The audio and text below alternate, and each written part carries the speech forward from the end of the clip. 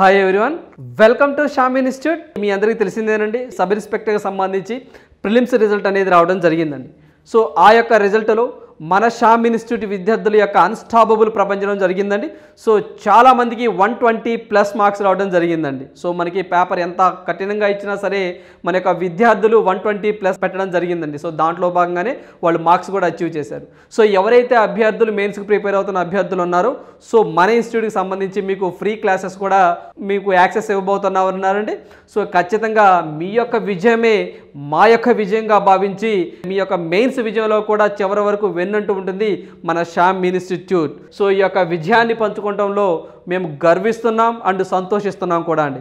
ఏదైతే మీరు బాగుంటేనే మీ ఫ్యామిలీ బాగుంటుంది, సో మీరు బాగుంటే అల్టిమేట్గా మన సంస్థ కూడా బాగుంటుందనే ఉద్దేశంతో మీకు ఎల్లవేళలా సో ఎగ్జామ్ పాయింట్ ఆఫ్ వ్యూలో మీకు ఖచ్చితంగా మెటీరియల్ కానివ్వండి, క్లాసెస్ కానివ్వండి, ఈవెంట్స్ కానివ్వండి సో జరిపించడం జరుగుతుందండి. ఈ యొక్క అవకాశాన్ని వినియోగించుకోండి. మెయిన్స్ పాయింట్ ఆఫ్ వరకు కూడా విన్నంటూ ఉంటుంది శ్యామ్ ఇన్స్టిట్యూట్. ఏదైతే మనకి రెగ్యులర్ కరెంట్ అఫైర్స్లో భాగంగా ఫస్ట్ వన్ చూద్దాము.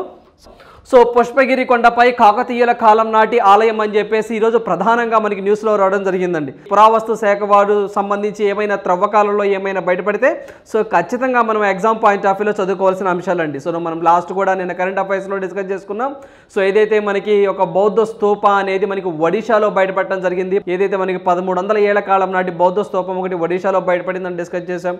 సో అదేవిధంగా ఏదైతే మనకి 3500 సంవత్సరాల క్రితం మరణించిన ఒక ఎలుగుబంటి యొక్క కళేబరం అనేది రష్యాకు సంబంధించి రష్యాలో మాస్కో దగ్గర అక్కడ బయటపడిందని చెప్పేసి నేను డిస్కస్ చేశామండి. సో ఈరోజు ఇంకొక వార్త అనేది మనకి ప్రజెంట్ ఈరోజు కరెంట్ ఈవెంట్లో రావడం జరిగింది.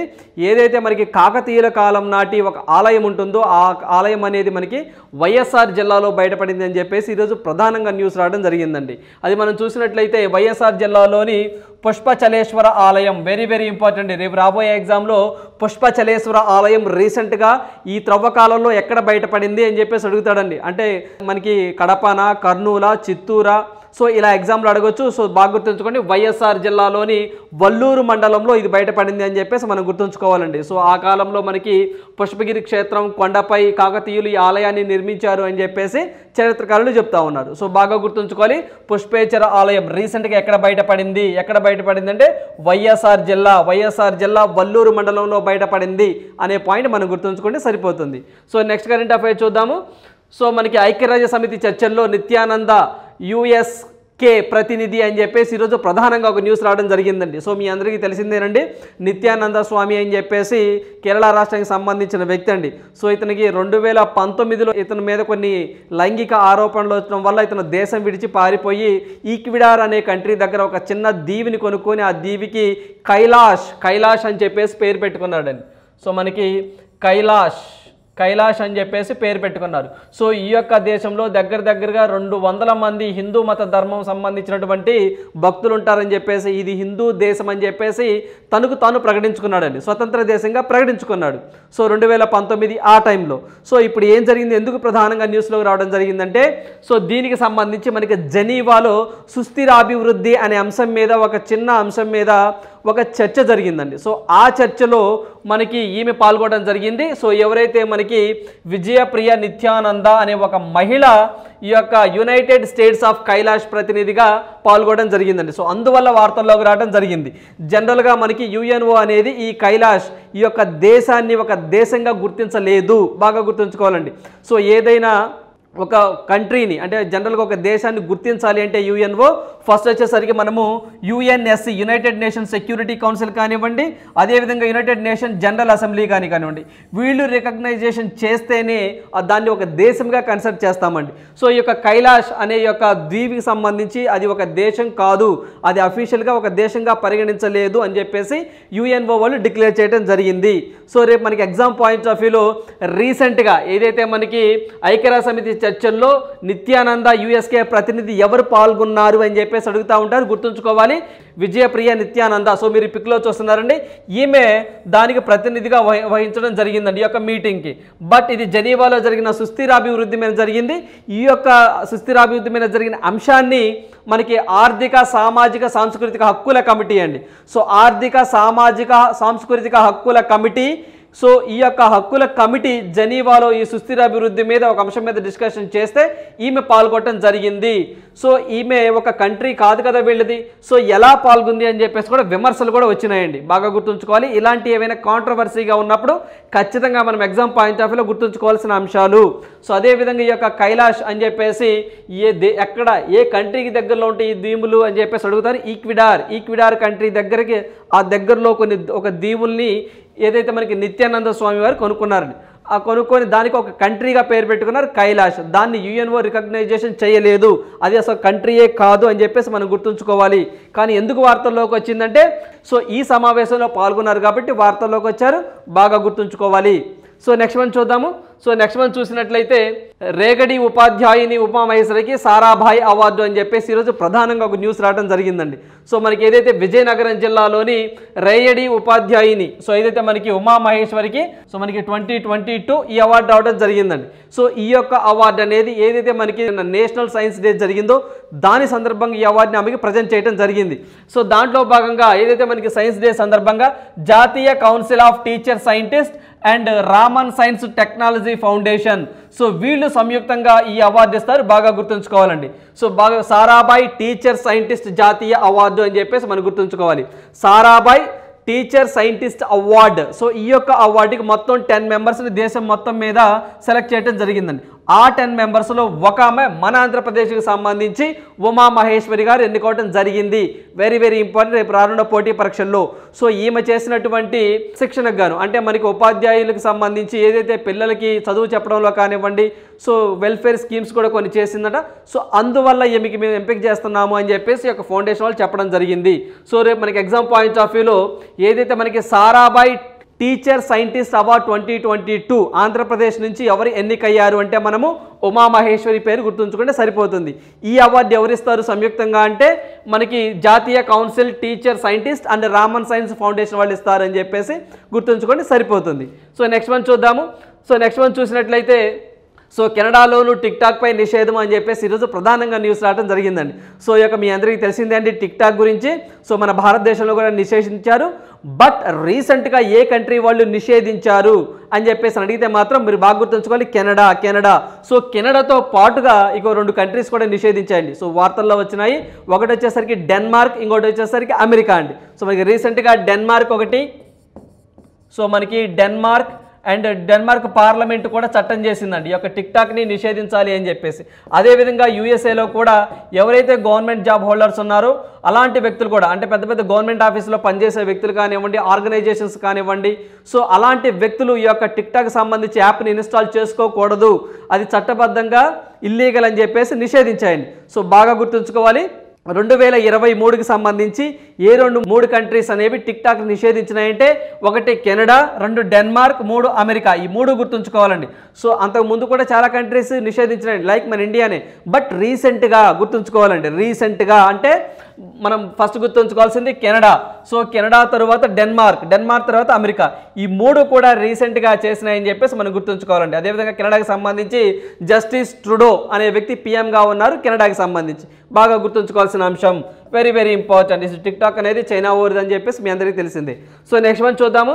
సో నెక్స్ట్ వన్ చూసినట్లయితే జీరో డిస్క్రిమినేషన్ డే అండి. డిస్క్రిమినేషన్ అంటే పార్షియాలిటీ అండి. సో ఈ రోజు వచ్చేసరికి మార్చి 1వ తారీఖు అనేది జీరో డిస్క్రిమినేషన్ డేగా జరుపుకుంటూ ఉంటామండి. ఏంటి డిస్క్రిమినేషన్ అంటే ఏదైతే మనకి లింగ వివక్ష కానివ్వండి, క్యాస్ట్ వివక్ష కానివ్వండి, జెండర్ వివక్ష కానివ్వండి, అదేవిధంగా ఎయిడ్స్ పేషెంట్కి సంబంధించి కొంతమందిని పార్షియాలిటీ చూపిస్తూ ఉంటామండి. సో ఎయిడ్స్ వచ్చింది కదా, సో ఇతను అంటే సమాజంలో ఒక చులకన భావనగా చూడటం. సో అది కానివ్వండి, చాలామంది కోవిడ్ వచ్చినప్పుడు చూడండి. సో కోవిడ్ వచ్చినప్పుడు చాలామంది కోవిడ్ వచ్చిన పేషెంట్లని ఒక విధంగా చూశారండి, అది ఒక దుర్వీక్షణ. సో ఇలాంటివన్నిటి రూపుమాపాలి అని చెప్పేసి మనకి మార్చి 1వ తారీఖు కొన్ని వెల్ఫేర్కి సంబంధించినటువంటి కొన్ని మనకి ఒక ప్రోగ్రామ్స్ జరుగుతూ ఉంటాయండి. సో ఈరోజు సో బాగా గుర్తుంచుకోవాలి. ఎగ్జామ్ పాయింట్ ఆఫ్ వ్యూలో జీరో డిస్క్రిమినేషన్ డే ఎప్పుడు జరుపుకుంటామంటే మార్చి 1వ తారీఖు జరుపుకుంటాము. సో దీనికి సంబంధించి థీమ్ కూడా వెరీ వెరీ ఇంపార్టెంట్. రానున్న పోటీ పరీక్షల్లో మనము నిన్న వచ్చేసరికి రేర్ డిసీజెస్ డే అది చెప్పుకున్నాము, దాని థీమ్ చెప్పుకున్నాము. అదేవిధంగా నేషనల్ సైన్స్ డే ఖచ్చితంగా దాని థీమ్ చెప్పుకున్నాము. ఇది కూడా మనకి జీరో డిస్క్రిమినేషన్ డే ఏవైనా ఒక డే అనేది సమాజం మీద ప్రభావం ఎక్కువ చూపుతూ ఉండాలండి ఆ డే అనేది. సో అలాంటి డేస్ ఎక్కువగా చదువుకొని ఎగ్జామ్కి వెళ్ళాలి. అంతగాని మదర్ డేలు, మిల్క్ డేలు అవన్నీ ఎప్పుడో వెళ్ళిపోయినాయండి. సో అలాంటివి కాదు, కొంచెం ఆ డే అనేది ప్రభావం ఎక్కువగా చూపిస్తూ ఉండాలండి. సో అలాంటివి డేస్ చదువుకుంటూ వెళ్ళాలి. ఎస్పెషల్లీ ఈ 6 నెలల్లో ఎక్కువగా చదువుకుంటూ ఉండాలండి. సో 360 రోజులు చదవాల్సిన అవసరం లేదు. ఇన్ జనరల్గా November, December, January, February, March it is enough. ఈ డేస్ చదువుకొని సరిపోతుంది. దాంతోపాటుగా థీమ్స్ కూడా మనం గుర్తుంచుకోవాలి. దీంతోపాటు మనం చూసినట్లయితే సేవ్ లైఫ్స్ డీక్రిమినలైజేషన్ అని చెప్పేసి దీని థీమ్గా ఉందండి. Very very important. 2023కి సంబంధించి జీరో డిస్క్రిమినేషన్ డే ఏమిటి అంటే సేవ్ లైఫ్స్ డీక్రిమినలైజేషన్ అనేది దీని థీమ్గా ఉంది. సో అసమానతలను అంతం చేయండి అని చెప్పేసి తెలుగులో చెప్తామండి. జనరల్గా థీమ్స్ ఎప్పుడు ఇంగ్లీష్లోనే చదువుకుంటే బెటర్, ఎందుకంటే దాన్ని గూగుల్ ట్రాన్స్లేషన్ జరిగినప్పుడు ఇంగ్లీష్లోనే వస్తుందండి. సో అందువల్ల సేవ్ లైఫ్స్, సో డీక్రిమినలైజేషన్ అని చెప్పేసి మనం గుర్తుంచుకుంటే సరిపోతుంది. దీనికి సంబంధించి ఫస్ట్ జీరో డిస్క్రిమినేషన్ డే అనేది మనకి 2014 నుంచి జరుపుకుంటున్నాము. ఆ పాయింట్ కూడా మనం గుర్తుంచుకోవాలి. Very very important. యుఎన్ఓ 2014 నుంచి ఈ యొక్క జీరో డిస్క్రిమినేషన్ డేని జరుపుతూ ఉంది, గుర్తుంచుకోవాలండి. సో దీంతో పాటు మనం చూసినట్లయితే వివక్షత, దేంట్లో వివక్షత అంటే మనము సో ఎయిడ్స్ పేషెంట్ల మీద వివక్షత చూపిస్తున్నాం. ఎల్జీబీటీక్యూ అండి, సో మనకి లెస్బియన్, గే, బైసెక్సువల్, ట్రాన్స్జెండర్, క్వీర్ అని చెప్పేసి మీ అందరికీ తెలిసిందేనండి. అంటే కొన్ని దేశాలలో ఇప్పటికీ సో మనకి గేస్ మీద కొంచెం వివక్షత ఉందండి, కొంత చిన్న చూపు ఉంది. హిజ్రాల్ అనగానే ఒక థర్డ్ జెండర్ అనగానే ఒక చిన్న చూపు ఉంటుందండి మనకి. సో ఇలాంటివన్నీ తొలగించాలి అనే ఉద్దేశంతో ఈ డేను జరుపుకుంటూ ఉంటాం. అదేవిధంగా కోవిడ్ సిచ్యువేషన్ వచ్చినప్పుడు కూడాను సో ఎక్కువగా డిస్క్రిమినేషన్ చూపించారండి. సో కోవిడ్ పేషెంట్ పట్ల అంటే మనకి అది వస్తుందేమో అని ఒక భయంతో సో వాళ్ళని కొంత వివక్షత అనేది చూపించారు. అసలే ఆర్థిక అసమానతతో తల్లాడుతున్నటువంటి ఇలాంటి తరుణంలో ఈ కోవిడ్కి సంబంధించి కూడా డిస్క్రిమినేషన్ అనేది, వివక్షత అనేది చూపించారండి. సో అదేవిధంగా మనకి క్యాస్ట్ సిస్టమ్ కానివ్వండి, జెండర్కి సంబంధించి కానివ్వండి, క్యాస్ట్ గురించి కానివ్వండి, రీజనల్ ఫీలింగ్స్ కానివ్వండి, సో ఇలాంటి రూపుమాపాలి, మానవ జాతి మనమంతా ఒకటే అని చెప్పేసి ఈ యొక్క ఉద్దేశంతో ఇక్కడ ఏం జరుపుకుంటూ ఉంటారండి. సో మన రీసెంట్గా కరెంట్ అఫైర్స్ కూడా మీరు చూసే ఉంటారు. అమెరికాకి సంబంధించి కూడా అక్కడ జాతి వివక్షతతో పాటుగా కుల వివక్షత కూడా ఉంది అని చెప్పేసి, ఈ కుల వివక్షత కూడా ఒక చట్టానికి తీసుకురావాలని చెప్పి రీసెంట్గా అమెరికాకు సంబంధించి మనము సెటిల్లీ సిటీ అనే కౌన్సిల్ సంబంధించి ఉందండి. మనకి సెటిల్లీ సిటీ కౌన్సిల్ వాళ్ళు ఒక రీసెంట్గా క్షమా సావంత్ అనే ఆమె రీసెంట్గా బిల్లుని పాస్ చేయడం జరిగింది. So very very important. రానున్న పోటీ పరీక్షల్లో ఇది కూడా లింక్ చేసుకొని చదువుకోవాలండి. అమెరికాకి సంబంధించి సో ఒక సిటీకి సంబంధించి సో మనకి సెటిల్ సిటీ కౌన్సిల్ అని చెప్పేసి ఉంటుందండి. రీసెంట్గా ఇక్కడ అనేది క్యాస్ట్ సిస్టమ్ బాగా ఉంది, ఇక్కడ ఒక చట్టం తీసుకురావాలి, కుల వివక్షత చట్టము అని చెప్పేసి.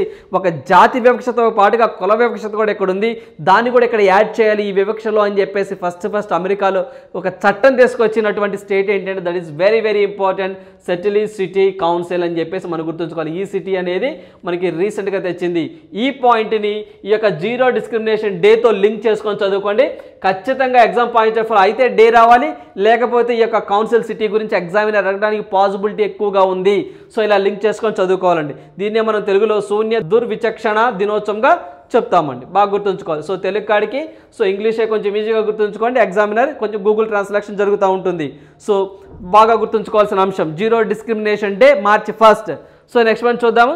సో నెక్స్ట్ వన్ చూసినట్లయితే ఒడిషా సీఎం మరోసారి వార్తల్లో రావడం జరిగిందండి. సో ఒడిషా సీఎంకి స్పోర్ట్స్ స్టార్ అసెస్ అవార్డు 2023 అనే ఒక అవార్డు రావడం జరిగిందండి. సో ఈ యొక్క అవార్డుని మనకి సునీల్ గవాస్కర్ గారు మనకి నవీన్ పట్నాయక్ గారికి అందించడం జరిగింది. సో ఎందుకు ఇచ్చారంటే ఈ అవార్డు, సో ఇతను ఏదైతే మనకి ఒడిశా రాష్ట్రంలో స్పోర్ట్స్ను అభివృద్ధి చేయడం కోసము అక్కడ ప్రభుత్వాలు బాగా కృషి చేస్తున్నాయని చెప్పేసి ఉద్దేశంతో ఈ యొక్క అవార్డు ఇవ్వడం జరిగిందండి. రానున్న పోటీ పరీక్షల్లో ఇలాంటివి ఎగ్జామినర్ ఖచ్చితంగా ఫోకస్ చేయడానికి ఎక్కువగా పాసిబిలిటీ ఉంటుంది, గుర్తుంచుకోవాలండి. ఎప్పుడైనా మనం కరెంట్ అఫైర్స్ చదివేటప్పుడు బ్యాంకింగ్ సంబంధించి కరెంట్ అఫైర్స్ ఒక విధంగా ఉంటాయండి. సో ఎస్ఐ కానిస్టేబుల్కి సంబంధించి కరెంట్ అఫైర్స్ ఒక విధంగా ఉంటాయి, గ్రూప్ 1కి ఒక విధంగా ఉంటాయి, గ్రూప్ 2కి ఒక విధంగా ఉంటాయి, VROకి ఒక విధంగా ఉంటాయి. సో SSC స్టాఫ్ సెలక్షన్ కమిషన్కి సంబంధించి కరెంట్ అఫైర్స్ ఒక విధంగా ఉంటాయి. అడిగే విధానం వేరు, అంతా ఒకటి కాదు, కరెంట్ అఫైర్స్ అంతా ఒకటే. బట్ ఒకటే అంటే దాంట్లో మనం ఏ ఎగ్జామ్కి అయితే వెళ్తున్నామో ఆ ఎగ్జామ్ పాయింట్ ఆఫ్ ఓరియంటెడ్లో కరెంట్ అఫైర్స్ చదువుకోవాలి, బాగా గుర్తుంచుకోవాలండి. సో ఆ ఎగ్జామ్ పాయింట్ ఆఫ్ వ్యూలో మనం చదువుకోవాలి తప్ప మనం ఏదో మార్కెట్లో దొరికే బుక్లో మొత్తము చదువుకుంటామంటే కొంచెం ఇబ్బంది అయిన వాతావరణం ఉంటుంది. ప్రీవియస్ పేపర్స్ని బేస్ చేసుకొని ఎటువంటి కరెంట్ అఫైర్స్ అడిగారు, ఎటువంటి కరెంట్ అఫైర్స్ అడగడానికి పాసిబిలిటీ ఉంది అని చెప్పేసి అలా నీ ప్రిపరేషన్ ఉండాలండి. సో దీంట్లో భాగంగా చూసినట్టయితే ఖచ్చితంగా రేపు రానున్న పోటీ పరీక్షల్లో ఖచ్చితంగా ఇలాంటివి మనకి అడగడానికి పాసిబిలిటీ ఉంటుంది. స్పోర్ట్స్ స్టార్ ఎస్ఎస్ అవార్డ్ 2023 ఎవరికి వచ్చింది అంటే మనకి ఒడిషా ముఖ్యమంత్రి నవీన్ పట్నాయక్ గారికి రావడం జరిగింది. ఈ అవార్డుని సునీల్ గవాస్కర్ గారు బహుకరించడం జరిగిందండి. సో ఇక్కడ మీరు పిక్లో చూస్తున్నట్టు వీరే. సో అదేవిధంగా ఈ అవార్డు రావడం ఇతనికి 4వసారి అండి, బాగా గుర్తుంచుకోవాలి, 4వసారి. అదేవిధంగా మనకి రీసెంట్గా చూసినట్లయితే ఒడిషాలో సో మనకి ఇండియాలోని largest hockey stadium Birsa Munda hockey stadium అనేది కన్స్ట్రక్షన్ చేయడం జరిగిందండి. వితిన్ 11 monthsలోనే మేము కన్స్ట్రక్షన్ చేశామని చెప్పేసి మనకి ఒడిషా సీఎం డిక్లేర్ చేయడం జరిగింది. బాగా గుర్తుంచుకోవాలండి. సో మనకి భారతదేశంలోనే లార్జెస్ట్ అతి పెద్ద హాకీ స్టేడియం ఎక్కడ అంటే మనకి ఒడిషా, మనకి రూర్కేలాలో ఉంటుంది. బాగా గుర్తుంచుకోవాలండి. అదేవిధంగా మనకి ఫుట్బాల్ స్టేడియం అయితేనేమో సాల్ట్ లేక్ స్టేడియం అని చెప్పేసి మనకి వెస్ట్ బెంగాల్లో ఉంటుంది. అదేవిధంగా క్రికెట్ స్టేడియం అయితేనేమో Narendra Modi cricket stadium, Motera stadium అని కూడా అంటారు, పేరు మార్చారండి, గుజరాత్లో ఉంటుంది. అది ఇండియాలోను ప్లస్ వరల్డ్లోని లార్జెస్ట్ క్రికెట్ స్టేడియం అని చెప్పేసి మనం గుర్తుంచుకోవాలి. సో నెక్స్ట్ వన్ చూద్దాము. సో నెక్స్ట్ వన్ చూసినట్లయితే వాఖండేలో సచిన్ విగ్రహం అని చెప్పేసి ఈరోజు కరెంట్ ఈవెంట్ రావడం జరిగిందండి. సో తన 50వ పుట్టినరోజు సందర్భంగా ఏప్రిల్ 24న విగ్రహాన్ని ఆవిష్కరణకు ఏర్పాట్లు అని చెప్పేసి కరెంట్ ఈవెంట్ రావడం జరిగింది. సో దీంట్లో భాగంగా మనం చూసినట్లయితే ఏదైతే మనకి వాఖండే స్టేడియం, సో వాఖండే స్టేడియం అనగానే మీ అందరికీ తెలిసిందేనండి. సో మనకి సచిన్ టెండూల్కర్ గుర్తు రావాలి. 2011లో అండి. సో 2011 వరల్డ్ కప్ ఎక్కడి నుంచి ఇతను తీసుకోవడం జరిగింది, world cup. So world cup అనేది మనం ఇక్కడే అందుకున్నాడండి. అదేవిధంగా మనకి లాస్ట్ అవుతుంది 200వ మ్యాచ్ కూడా అండి. సో 200వ మ్యాచ్, చివరి మ్యాచ్ కూడా ఈ యొక్క స్టేడియంలోనే ఆడటం జరిగింది. బాగా గుర్తుంచుకోవాలి, వాఖండే స్టేడియం ముంబై అండి. సో మనకి ముంబై, బాగా గుర్తుంచుకోవాలి, Mumbai Maharashtra, very very important. So రానున్న పోటీ పరీక్షల్లో ఖచ్చితంగా దీని గురించి బిట్ అడగడానికి పాసిబిలిటీ ఎక్కువగా ఉంటుంది. ఏదైతే మనకి సచిన్ టెండూల్కర్ గారికి సంబంధించి ఆయన యొక్క విగ్రహాన్ని ఏ స్టేడియంలో పెట్టాలనుకుంటున్నారు అని చెప్పేసి కింద ఆప్షన్స్ ఇస్తాడండి. వాఖండే స్టేడియమా, డివై పాటిల్ స్టేడియమా, సో అదేవిధంగా లేదా ఇందిరాగాంధీ స్టేడియం అని చెప్పేసి అలా ఆప్షన్స్ అడుగుతూ ఉంటారు. బాగా గుర్తుంచుకోవాలి, వాఖండే స్టేడియం అని చెప్పేసి గుర్తుంచుకోవాలి, ముంబై మహారాష్ట్ర.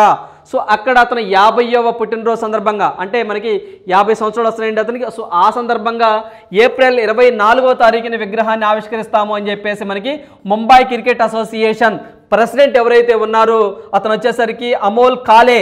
సో మనకి అమోల్ కాలే, సో ఇతను వచ్చేసరికి ముంబై క్రికెట్ అసోసియేషన్కి ప్రెసిడెంట్గా ఉన్నారు. ఇతను ఒక స్టేట్మెంట్ ఇవ్వడం జరిగింది, బాగా గుర్తుంచుకోవాలి. సో 2011 లాస్ట్కి సంబంధించి మనకి ఈ 2010లో ప్రపంచ కప్ అందుకున్న వ్యక్తి అండి. సో 2011లో సో ఈ యొక్క స్టేడియం అనేది ఈ యొక్క సచిన్ టెండూల్కర్కి బాగా కలిసి వస్తుందని చెప్పేసి కూడా ఒక నానుడైతే ఉందండి. సో నెక్స్ట్ వన్ చూద్దాము. సో నెక్స్ట్ వన్ చూసినట్లయితే ఫిఫా ఉత్తమ ఆటగాడిగా మెస్సీ అండి. సో మనకి ఫిఫా ఉత్తమ ఆటగాడిగా అంటే ఫుట్బాల్ ఉత్తమ ఆటగాడిగా 2022కు సంబంధించి మనకి మెస్సీ నిలవడం జరిగిందండి. సో రానున్న పోటీ పరీక్షలో ఖచ్చితంగా దీని గురించి కూడా బిట్ అడగడానికి పాసిబిలిటీ ఎక్కువగా ఉంటుందండి. ఇది మనం చూసినట్లయితే 14 ఏళ్లలో ఈ పురస్కారాన్ని ఇతను అందుకోవడం 7వసారి అని చెప్పేసి కూడా మనం గుర్తుంచుకోవాలండి. ఇప్పుడు కూడా మనకి ఉత్తమ ఆటగాడిగా ఇతను 7 సార్లు ఈ అవార్డుకి ఎన్నుకోవడం జరిగింది. సో దీంతో పాటుగా ఏదైతే మనకి మెస్సీ కానివ్వండి, ఎంబాపే కానివ్వండి, బెంజిమా కానివ్వండి, సో వీళ్ళు ముగ్గురు కూడా పోటీ పడ్డారు, బట్ ఓటింగ్లో అండి. సో మనకి ఏదైతే మనకి ఫిఫాకి సంబంధించినటువంటి కొన్ని సమైక్యలు ఉంటాయో వాళ్ళు మెంబర్స్ కానివ్వండి, కొంతమంది ఇంపార్టెంట్ జర్నలిస్టులు కానివ్వండి, సో వీళ్ళంతా ఒక ఓటింగ్ ప్రక్రియ ఉంటుందండి. సో ఈ ఓటింగ్ ప్రక్రియలో మనకి ఫస్ట్ ఎక్కువగా ఓట్లు అంటే 54 పాయింట్ల దాకా మెస్సీ నిలవడం జరిగింది. సో అందువల్ల మనకి ఉత్తమ ఫిఫా ఏదే మనకి ఉత్తమ ఫుట్బాల్ ఆటగాడిగా 2022 సంబంధించి మెస్సీని సెలెక్ట్ చేయడం జరిగిందండి. ఇతను అర్జెంటీనా కంట్రీకి సంబంధించిన వ్యక్తి అని చెప్పేసి మనం గుర్తుంచుకోవాలి. 54 పాయింట్లతో ఈ యొక్క ఏదైతే మనకి ఉత్తమ ఆటగాడిగా సెలెక్ట్ అవ్వడం జరిగింది. So point number 1. సో ఇది మీ అందరికీ తెలిసిందే, ఎంబాపే, బెంజమిన్ కానివ్వండి, వీళ్ళు ఫ్రాన్స్ కంట్రీకి సంబంధించిన వ్యక్తులు అని చెప్పేసి మనం గుర్తుంచుకోవాలండి. సో దాంతోపాటుగా మనకి ఉత్తమ ఆటగాడిగా మెస్సీ అయితేనేమో ఉత్తమ క్రీడాకారిణిగా లేడీ అయితే మాత్రము అయితే మనకి స్పెయిన్ కంట్రీకి సంబంధించి మనము అలెక్సియా ఫుటేలాయిస్ అని చెప్పేసి ఒక లేడీ ఉంది. మనకి స్పెయిన్ కంట్రీకి సంబంధించి ఒక ఆమె అండి. సో మనకి అలెక్సియా పుటేలాయిస్ అని చెప్పేసి ఉన్నారు. సో ఈమె ఎన్నికైందండి. అదే ఉత్తమ కోచ్గా అయితే మాత్రము మనము లియోనెల్ స్కలోని అని చెప్పేసి మనకి అర్జెంటైనా అండి. సో మనకి అర్జెంటైనా కోచ్ అండి ఇతను. సో ఇతనికి ఇవ్వడం జరిగింది. సో బాగా గుర్తుంచుకోవాలి, ఉత్తమ క్రీడాకారిణి, ఉత్తమ ఆటగాడు, ఉత్తమ కోచ్, ఈ 3 కూడా మనం బాగా గుర్తుంచుకోవాలి. ఫిఫా సంబంధించి సో కొంచెం విన్ అవటం వల్ల ఇతనికి ఎక్కువ పాయింట్స్ రావడం జరిగిందని చెప్పేసి కూడా మనం గుర్తుంచుకోవాలండి. సో దీనికి సంబంధించి మనం చూసినట్లయితే ఏదైతే మనకి ఈ యొక్క లియోనెల్ మెస్సీ గారండి, మీ అందరికీ తెలిసిందేనండి. సో ఖచ్చితంగా ఇతను వచ్చేసరికి మనకి last match 7 win out 7 goals ఇది చేశాడని చెప్పేసి కూడా మీ అందరికీ తెలిసిందేనండి. సో ఖచ్చితంగా ఇలాంటి మనం ఎగ్జామ్ పాయింట్ గుర్తుంచుకోవాలి. సో ఇప్పటి వరకు 7 సార్లు అని చెప్పేసి మనం గుర్తుంచుకోవాలండి. సో మనకి లియోనెల్ మెస్సీ కానివ్వండి, అలెక్సియా పుటేలాయస్ కానివ్వండి, స్పెయిన్ కంట్రీకి సంబంధించిన ఆమె, ఉమెన్ అయితే మహిళ అయితే ఏమైందండి. సో మనకి కోచ్ అయితే మాత్రము మనము లియోనెల్ స్కలోని అని చెప్పేసి మనం గుర్తుంచుకోవాలి. సో నెక్స్ట్ వన్ చూద్దాము. సో నెక్స్ట్ వన్ చూసినట్లయితే ఎస్, మహిళల స్నూకర్ ప్రపంచ కప్ విజేత భారత్ అని చెప్పేసి ఈరోజు ప్రధానంగా మనకి న్యూస్లో రావడం జరిగిందండి. సో మనకి వరల్డ్ స్నూకర్ ఛాంపియన్షిప్ విజేత భారత్ అండి. ఎవరి మీద గెలిచారంటే ఇంగ్లాండ్ మీద గెలిచాము. బాగా గుర్తుంచుకోండి. ఎక్కడ జరిగిందంటే, ఎక్కడ జరిగింది అంటే మనము థాయిలాండ్ అని చెప్పేసి మనం గుర్తుంచుకోవాలండి. థాయిలాండ్ బ్యాంకాక్లో జరిగింది. ఎప్పుడైనా ఒక ఈవెంట్ జరిగినప్పుడు ఖచ్చితంగా ఎక్కడ జరిగింది, ఎవరు గెలిచారు, ఎవరు విన్ అయ్యారు. ఇక్కడ మనం చూసినట్లయితే మనకి మహిళల స్నూకర్ ఛాంపియన్షిప్ ప్రపంచ కప్ ఎవరు గెలిచారు, భారత్ గెలిచారు. ఎవరి మీద గెలిచారు, ఇంగ్లాండ్ మీద గెలిచారండి. సో ఎక్కడ జరిగింది, థాయిలాండ్ మీద జరిగింది. సో ఈ పాయింట్లు గుర్తుంచుకోండి, సరిపోతుంది. సో అదేవిధంగా దీనికి సంబంధించి ఇక్కడ మనం చూసినట్లయితే అమీ కమానీ, అనుపమ రామచంద్రన్ అండి. సో ఇది వచ్చేసరికి మనము అమీ కమానీ, అనుపమ రామచంద్రన్. సో వీరిద్దరు మనకి ఏదైతే మనకి ఇంగ్లాండ్కి సంబంధించినటువంటి రీనా ఇవాన్సీ, రెబాకా కెన్నా సో వీళ్ళ మీద గెలవడం జరిగింది. బాగా గుర్తుంచుకోవాలండి. సో ఖచ్చితంగా వీళ్ళ పేర్లు కూడా గుర్తుంచుకోవాలి. ఓడిపోయిన వాళ్ళు కూడా గుర్తుంచుకోవాలి, గెలిచిన వాళ్ళు కూడా గుర్తుంచుకోవాలి. చాలా కష్టంగా ఎగ్జామినర్ అడగాలి అంటే ఈ ఓడిపోయిన వ్యక్తులు ఎవరు అని చెప్పేసి అడుగుతారండి. రీసెంట్గా మనకి మహిళల స్నూకర్ ఛాంపియన్షిప్ భారత విన్ అయింది కదా, దాంట్లో అమీని కమానీ, సో అనుపమ రామచంద్ర ఎవరిని ఓడించారు అని చెప్పేసి అడుగుతారండి. ఇండైరెక్ట్గా అడుగుతూ ఉంటారు. సో ఎగ్జామ్ ప్యాటర్న్ ఇలా ఉంటుంది. సో ఖచ్చితంగా వీళ్ళ పేరు కూడా గుర్తుంచుకోవాలి. సో మనము రీనీ ఇవాన్సు, రెబాకా కెన్నా అని చెప్పేసి మనం గుర్తుంచుకోవాలి. They belong to England. So next one చూద్దాము. సో నెక్స్ట్ వన్ చూసినట్లయితే మళ్ళీ మాస్కే నెంబర్ 1 అని చెప్పేసి ఈరోజు ప్రధానంగా ఒక న్యూస్ రావడం జరిగిందండి. సో మనకి బ్లూంబర్గ్ బిలియనియర్ ఇండెక్స్ ఉంటుందో ఈ ఇండెక్స్ వాళ్ళు 2023 మార్చి 1వ తారీఖు అండి, ఈ రోజున మనకు ఒక రిపోర్ట్ రిలీజ్ చేయడం జరిగిందండి, ఒక ఇండెక్స్ రిలీజ్ చేయడం జరిగింది. ఈ యొక్క బ్లూంబర్గ్ బిలియనియర్ ఇండెక్స్ ప్రకారము ఎలన్ మాస్క్ మీ అందరికీ తెలిసిందే, మనకి ట్విట్టర్ కానివ్వండి టెస్లా అధిపతి అని చెప్పేసి అంటాము, ఈయన ఫస్ట్ ప్లేస్లో వచ్చి ఉన్నారండి. సో అంతకుముందు మనకి ఎవరైతే మనకి బెర్నార్డ్ ఆర్నాల్డ్ ఉన్నారో, సో ఇతను వచ్చేసి ఒక లగ్జరీ కార్కి సంబంధించినటువంటి ఒక CEO అండి, ఒక బెర్నార్డ్ ఆర్నాల్డ్ గారు. సో అంతకుముందు ఇతను ఫస్ట్ ప్లేస్లో ఉండేవారు. సో ఇప్పుడు ఈ యొక్క బెర్నార్డ్ ఆర్నాల్డ్ని బీట్ చేసి మనకి ఎలన్ మాస్క్ రావడం జరిగింది. బాగా గుర్తుంచుకోవాలండి. సో మనకి ప్రపంచ కుబేరుల జాబితాలో తిరిగి అగ్రస్థానానికి టెస్లా అధిపతి, టాప్ 10లో ఏకైక భారతీయుడు అంబానీ గారు ఉన్నారండి. మనకి అంబానీ గారు టాప్ 10లో 10వ ప్లేస్లో ఉండడం జరిగింది అంబానీ గారు. సో అదేవిధంగా ఈ యొక్క ఏదైతే మనకి బ్లూంబర్గ్ బిలియనియర్ ఇండెక్స్ 2023 సో మార్చి 1వ తారీఖు రిలీజ్ అయిందని చెప్పేసి గుర్తుంచుకోండి. దీని ప్రకారం ఫస్ట్ మనకి ఎలన్ మాస్క్ అనే వ్యక్తి ఉండడం జరిగిందండి. ఎలన్ మాస్క్ అనే వ్యక్తి ఉండడం జరిగింది. సో ఆ తర్వాత సెకండ్ ప్లేస్లో మనము బెర్నార్డ్ ఆర్నాల్డ్ అని చెప్పేసి చెప్తామండి. ఈ యొక్క బెర్నార్డ్ ఆర్నాల్డ్ అనే వ్యక్తి ఉండడం జరిగింది. బాగా గుర్తుంచుకోవాలి. సో అదే తర్వాత మనకి జెఫ్ బెజోస్ మీ అందరికీ తెలిసిందేనండి, 3rd ప్లేస్లో ఉన్నాడు. సో బిల్ గేట్స్ 4th ప్లేస్లో ఉన్నారు, గుర్తుంచుకోండి. అదేవిధంగా ముఖేష్ అంబానీ అనే వ్యక్తి 10వ ప్లేస్లో ఉన్నాడు. బాగా గుర్తుంచుకోవాలి, 10వ ప్లేస్లో ఉన్నాడండి. సో అదేవిధంగా గౌతమ్ అదానీ అనే వ్యక్తి మనకి దగ్గరగా 32వ ప్లేస్లో ఉండడం జరిగిందండి. బాగా దిగజారిపోయాడు కిందకి. So very important exam point of వ్యూలో గుర్తుంచుకోవాల్సిన అంశాలండి. సో అదేవిధంగా మనం చూసినట్లయితే ఏదైతే ముఖేష్ అంబానీ గారి 10వ ప్లేస్లో ఉన్నారు, గౌతమ్ అదానీ గారండి. సో మీ అందరికీ తెలిసిందే. సో ఇతను 32వ స్థానంలో ఉన్నారు. మీ అందరికీ తెలిసిందని హిండెన్బర్గ్ అని చెప్పేసి అమెరికాకి సంబంధించిన ఒక రీసెర్చ్ థింక్ ట్యాంక్ అండి. సో వీళ్ళు ఇతరమైన ఆరోపణలు చేయడం వల్ల ప్రజెంట్ ఇతను ర్యాంక్ తగ్గింది అని చెప్పేసి మీరు బాగా గుర్తుంచుకోవాలి. సో ఈ యొక్క బ్లూంబర్గ్ బిలియనియర్ ఇండెక్స్ ప్రకారం గౌతమ్ అదానీ 32, ముఖేష్ అంబానీ గారు 10వ స్థానంలో ఉన్నారు. ఫస్ట్ అయితే మాత్రం ఎలన్ మాస్క్ అని చెప్పేసి మనం గుర్తుంచుకోవాలండి. సో మీ అందరికీ తెలిసిందే ఎలన్ మాస్క్ అని చెప్పేసి. సో ఇతను ఉన్నారు అనే పాయింట్ మనం గుర్తుంచుకోవాలి, వెరీ ఇంపార్టెంట్. సో ఇక్కడ మనం చూసినట్లయితే మనము ఏదైతే మనకి ఆర్నాల్డ్ కానివ్వండి, సో అదేవిధంగా మాస్క్ గారు కానివ్వండి, మాస్క్ గారు వచ్చేసరికి దగ్గరగా $186 బిలియన్ ఉన్నారండి. సో ఇది వచ్చేసరికి ఆర్నాల్డ్ వచ్చేసరికి $184 బిలియన్ ఉన్నారు, గుర్తుంచుకోవాలి. సో అదేవిధంగా ఏదైతే దీనికి సంబంధించి చూసినట్లయితే జెఫ్ బెజోస్ అయితే మాత్రం మనకి 118 బిలియన్స్గా ఉన్నారు. బాగా గుర్తుంచుకోవాలి. జనరల్గా టాప్ గుర్తుంచుకోండి సరిపోతుంది, టాప్ ప్లస్ సెకండ్ ఈ రెండు గుర్తుంచుకోండి సరిపోతుందండి. సో ఇవన్నీ అవసరం లేదు. సో టాప్ గుర్తుంచుకోండి సరిపోతుందండి. సో ఖచ్చితంగా ఇలాంటివి మనము ఎలన్ మాస్క్, మనము ఆర్నాల్డ్, జెఫ్ బెజోస్ ఖచ్చితంగా గుర్తుంచుకోవాల్సిన అంశాలు. సో నెక్స్ట్ వన్ చూద్దాము. సో నెక్స్ట్ వన్ చూసినట్లయితే సెగల్కు రష్యా ఫ్రెండ్షిప్ అవార్డు అని చెప్పేసి ఈరోజు ప్రధానంగా ఒక న్యూస్ రావడం జరిగిందండి. సో ఇక్కడ మనం చూసినట్లయితే మనకి సెగల్ అనే ఒక వ్యక్తి ఏదైతే మనకి ఒక హాలీవుడ్ యాక్షన్ స్టార్ అండి, స్టీవెన్ సెగల్. సో ఇతను ఏంటి అంటే రష్యా సంబంధించి ఒక విదేశాంగ శాఖ మంత్రిగా కూడా పనిచేసి ఉండడం జరిగిందండి. సో ఇతను అనేది రష్యాకి సపోర్ట్ చేయడం జరిగిందండి. సో మనకి రష్యా ఉక్రెయిన్ వార్ జరుగుతుంది మీ అందరికీ తెలిసిందే. దాంట్లో భాగంగా ఇతను రష్యాకి సపోర్ట్ చేయడం జరిగింది.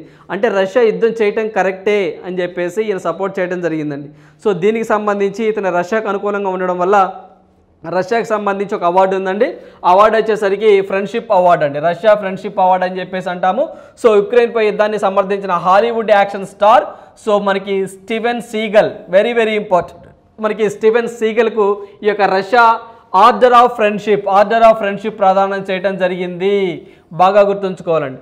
సో దీనిని మనం ఏదైతే జెలెన్స్కీకి సంబంధించండి, సో జెలెన్స్కీకి సంబంధించి కూడా మనం జాన్ కెనడీ అవార్డు అని చెప్పేసి, అదే బ్రేవరీ అవార్డ్స్ అని చెప్పేసి, సో ఇలాంటివి కొన్ని అవార్డ్స్ ఇచ్చారండి అమెరికా వాళ్ళు. సో దీనికి లింక్ చేసుకొని చదువుకోవాలి. సో రష్యా నుంచి ఫస్ట్గా యుద్ధం కరెక్టే అని చెప్పి సమర్థించిన వ్యక్తికి ఆస్ట్రేలియా వాళ్ళు ఆర్డర్ ఆఫ్ ద ఫ్రెండ్షిప్ అనే అవార్డు ఎవరికి ఇచ్చారు అని చెప్పేసి రేపు ఎగ్జామ్లో అడుగుతారు.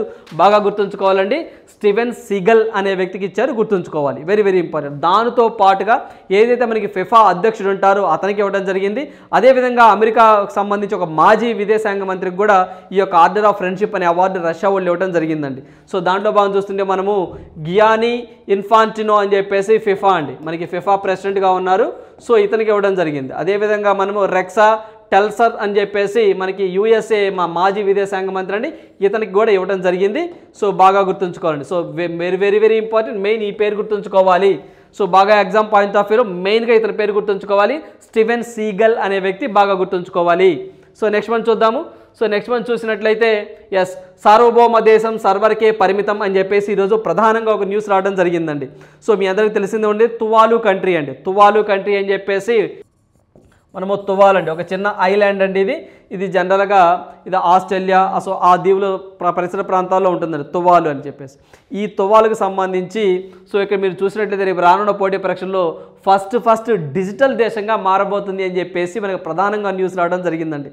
డిజిటల్ కరెన్సీ విన్నాము, డిజిటల్ గ్రామ పంచాయతీ విన్నాము, డిజిటల్ దేశం ఏంటి. సో చూస్తే మనం ఏదైతే మనకి మీరు ఈ పిక్లో చూస్తున్నట్టు ఒక చిన్న ఐలాండ్ అండి. సో ఇవంతా మునిగిపోతుందండి. సో ఇదంతా మునిగిపోతుంది. ఏవైతే కొన్ని మానవుని యొక్క కార్యకలాపాల వల్ల కానివ్వండి, సో ఉష్ణోగ్రతలు పెరగడం వల్ల కానివ్వండి, సో దానివల్ల ఈ యొక్క ద్వీపం అనేది ఫ్యూచర్లో కనుమరుగైపోయే ప్రమాదం ఉంది. ఈ COP26 అప్పుడు ఈ యొక్క COP26 సదస్సులో మా దేశం ఇలా మునిగిపోతుంది, ఈ యొక్క వాతావరణాలు పెరగడం వల్ల, భూ ఉష్ణోగ్రతలు పెరగడం వల్ల, సో మంచు కరిగి సముద్ర మట్టాలు పెరిగి దీనికి సంబంధించి మా దేశం మునిగిపోతుంది, ఫ్యూచర్లో మా దేశం అనేది ఉండదు, దీనికి ఏమైనా చర్యలు తీసుకుంటారా అని చెప్పేసి COP26లో సో ఆ దేశానికి సంబంధించిన విదేశాంగ మంత్రి, సో మీరు ఇక్కడ పిక్లో చూడొచ్చండి. సో మీరు ఇక్కడ పిక్లో చూడొచ్చు. సో ఇతను ఒక నిరసన గళాన్ని తెలుపుతున్నాడు, ఒక ఫోటోని అయితే పెట్టారు. సో దీనికి సంబంధించి సో ఇలా మునిగిపోతుంది అని చెప్పేసి. సో ఇప్పుడు ఎందుకు వార్తల్లోకి వచ్చిందంటే ప్రపంచంలోనే తొలి డిజిటల్ దేశంగా మారుతున్నట్టున్న టువాలు సో మారబోతుందండి, ఇంకా మారలేదు. సో మొత్తం 9 దీవుల సమూహమేనండి, ఇది ఒక మొత్తం 9 దీవుల సమూహము. సో ఆ 9 దీవుల్లో కూడా ఒక ద్వీపంలో మనుషులు ఉండరండి, జస్ట్ 8 ద్వీపాల్లో అంటే మిగతా రిమైనింగ్ 8 ద్వీపంలోనే మనుషులు ఉంటారు, వాళ్ళ యొక్క సంచారం ఉంటుంది. సో అదేవిధంగా టువాలు అంటే అర్థము కలిసి నిలిచిన 8 అని అర్థం అండి. సో మొత్తం 9 దీవులు అని చెప్పాం కదండి, ఆ దీవుల్లో ఒక దీవుల్లో మనుషుల సంచారం అనేది ఉండదు, మిగతా రిమైనింగ్ 8 దీవుల్లోనూ సంచారం ఉంటుంది, అందుకనే టువాలు అని పేరు పెట్టారు. సో వాళ్ళ భాషలో టువాలు అంటే కలిసి నిలిచిన 8 అని అర్థం అండి. సో 2021 గణాంకాల ప్రకారం ఆ దేశ జనాభా దగ్గరగా 11,000 మంది చిల్లరండి. సో దగ్గర 11,200 దాకా ఉన్నారండి. సో వీళ్ళు ఏం చేస్తున్నారంటే ఫ్యూచర్లో ఈ యొక్క మొత్తము మునిగిపోతుంది కాబట్టి సో మెటావర్స్ అని చెప్పేసి ఉందండి, మీ అందరికీ తెలిసిందేనండి. ఈ యొక్క మనకి ఈ యొక్క ఫేస్బుక్ సంబంధించి మెటావర్స్ అని చెప్పేసి ఫ్యూచర్లో అంతా మెటావర్సే రాబోతుందండి. సో మెటావర్స్ అనగానే వర్చువల్ విధానం అండి. సో ఇప్పుడున్న ప్రపంచానికి సమాంతరంగా ఒక వర్చువల్ సమాజానాన్ని, సో ఒక వర్చువల్ దేశాన్ని స్థాపించడం అండి. అంటే ఫర్ ఎగ్జాంపుల్ ఏదైతే ఈ దేశము సంబంధించినటువంటి ఫొటోస్ కానివ్వండి, పిక్స్ కానివ్వండి, వీడియోస్ కానివ్వండి మొత్తం తీసుకుంటారండి. ఇవన్నీ తీసుకొని ఫ్యూచర్లో ఇవి మొత్తం మునిగిపోయిన తర్వాత మళ్ళీ ఈ దేశాన్ని సందర్శించాలి అంటే మీరు మెటావర్స్లోకి వెళ్తే వర్చువల్గా రియల్గా సో వర్చువల్లోనే రియాలిటీగా ఆ దేశంలో ఉన్నట్టే ఫీల్ అవుతారు. సో ఆ కాన్సెప్ట్తో ఈ యొక్క మెటావర్స్లో దీనికి సంబంధించి పిక్స్ కానీ వీడియోస్ కానివ్వండి సో మొత్తము మేము షేర్ చేసాము, మెటావర్స్లో ప్రాసెస్ జరుగుతూ ఉంది. సో ఫ్యూచర్లో ఈ దేశం అనేది కనుమరుగవుతుంది, సో ఫిజికల్గా చూసేది ఏముండదు అంతా వర్చువల్గానే అని చెప్పేసి ఆ దేశానికి సంబంధించిన హెడ్ ప్రకటించడం జరుగుతుందండి.